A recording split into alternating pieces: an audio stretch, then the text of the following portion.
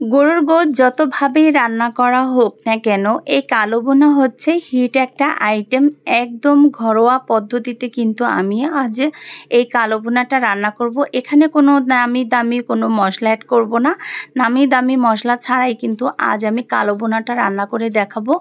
একদম সহজ authentic recipe একটা এই কালো বোনা, আর খুবই সিম্পল মশলা দিয়ে কিন্তু রান্না করেছিলাম। আমরা যারা নতুন রাঁধুনি তারা কিন্তু ভয় পাই যে কালো ভুনা রান্না করতে অনেক কঠিন, কিন্তু না, এই পদ্ধতি যদি ফলো করা যায় তাহলে কিন্তু খুব সহজভাবে কিন্তু কালো ভুনাটা রান্না করে নিতে পারবে।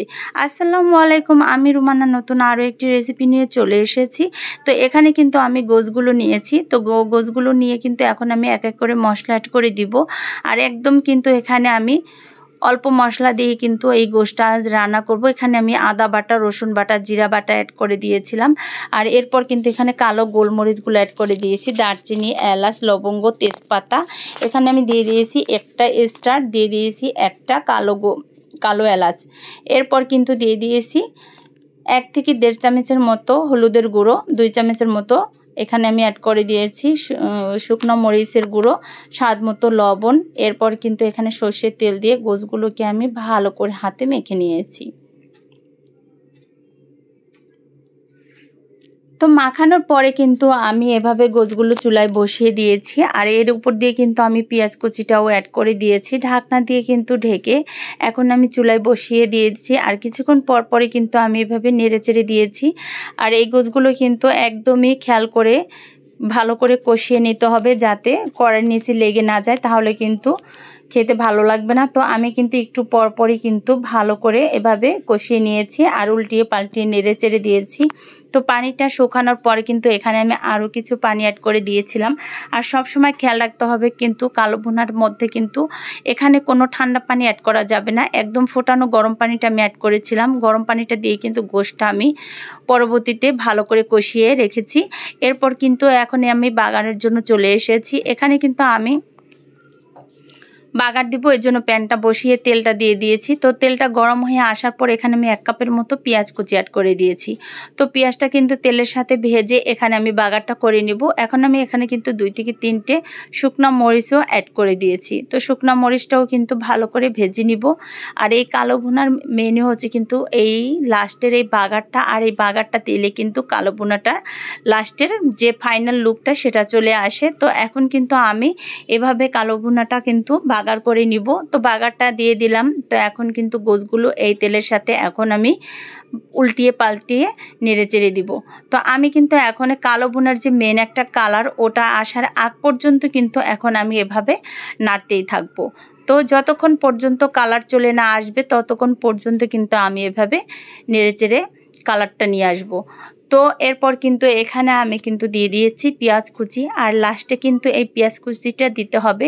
আর এই কালো ভুনার কিন্তু এই পেঁয়াজ কুচিটা দিলে কিন্তু একদম খেতে দারুণ লাগে, আর দেখতেও কিন্তু সুন্দর হয়। তো আমি কিন্তু লাস্ট ফিনিশিংয়ে কিন্তু পেঁয়াজ কুচিটা অ্যাড করে দিয়েছিলাম। দিয়ে এখন কিন্তু এই কালো ভুনাটা আমি আরও কিছুক্ষণের জন্য ভেজে নিব।